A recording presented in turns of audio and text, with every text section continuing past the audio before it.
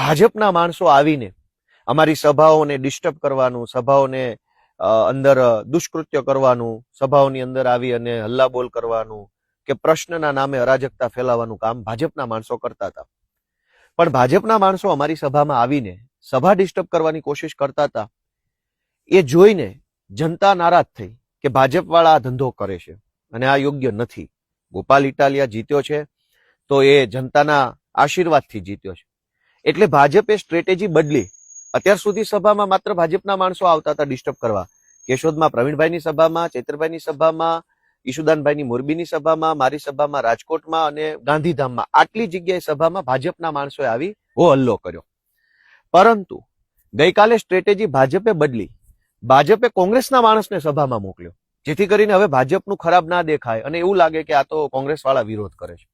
એક કોંગ્રેસી માણસને મારી સભામાં મોકલી અને એને એવું કહેવામાં આવ્યું કે ભાઈ તારે આ સભાને ડિસ્ટર્બ કરવાની છે, જેથી કરીને એવું લાગે કે ભાજપ વાળા નથી, આ તો કોંગ્રેસ વાળા છે.